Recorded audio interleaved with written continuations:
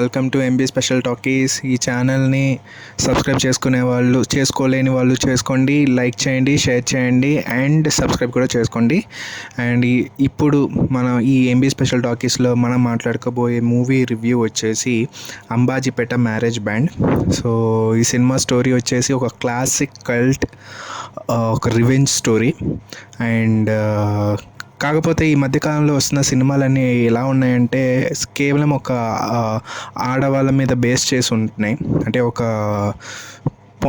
మూవీలో ఒక main point వచ్చేసి ఆడవాళ్ళ మీదే ఒక రివెంజ్ లాగా అనేది ఒక మూవీ స్టార్ట్ అవుతుంది. అంటే ఎలా ఉంటుందంటే ఒక ఆడది తలుచుకుంటే రాజ్యాలే కూలిపోయాయి అనే ఒక మాటని ఎలాగైతే మనం అనుకుంటామో, మహాభారతంలో ఇలా జరిగింది ద్రౌపదికి, అట్లాగే రామాయణంలో సీత గురించి. సో ఇట్లా మనం ఏదైతే ఒక స్టోరీలో మనం ఒక ప్లాట్ తీసుకుంటామో, సో ప్రతి సినిమాలు ఇప్పుడు వచ్చిన ప్రతి సినిమాల్లో కూడా ఆడవాళ్ళ మీదే బేస్ చేసుకొని తీస్తున్నారు.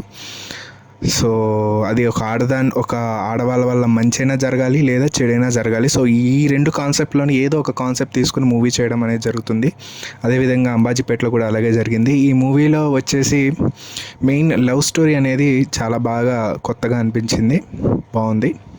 అండ్ సినిమా చాలా ఒక స్మూత్ గోయింగ్, చాలా బాగుంటుంది.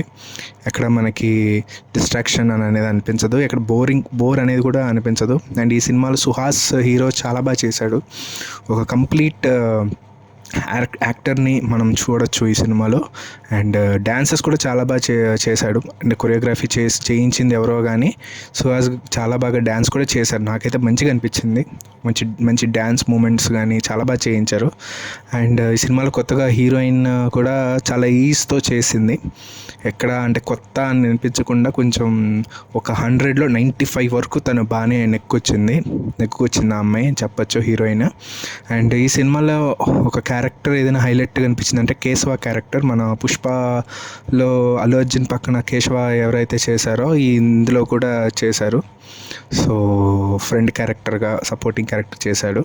సో ఆయన బాగా నచ్చింది. అండ్ పద్మగా క్యారెక్టర్ చేసిన అంటే హీరోకి సిస్టర్గా చేసిన క్యారెక్టర్ కూడా ఆవిడదే మెయిన్. ఇందులో మెయిన్ ఆవిడ గురించే ఎక్కువ ఉంటుంది. స్టోరీ టర్నింగ్ పాయింట్ కూడా ఆవిడ దగ్గర నుంచే టర్న్ అవుతుంది ఆ మూవీ. సో సినిమా అయితే ఓవరాల్ చాలా బాగానే ఉంటుంది. అండ్ ఒక మంచి క్లాసిక్ కల్ట్ రివెంజ్ మూవీ అని చెప్పచ్చు. సో మంచి సెంటిమెంట్ కూడా బాగా, అది హైప్ ఒక సెంటిమెంట్ తీసుకెళ్లారు. అలాగే ఒక డెప్త్ ఉన్న స్టోరీ అనేది మాత్రం నేను చెప్పగలుగుతాను.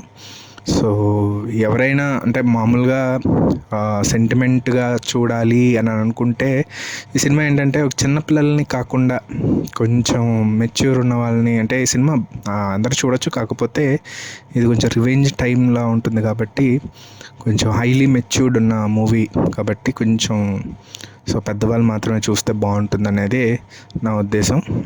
సో నా రివ్యూ అంటే ఇది కేవలం నా రివ్యూ మాత్రమే, నా క్రిటిక్ మాత్రమే.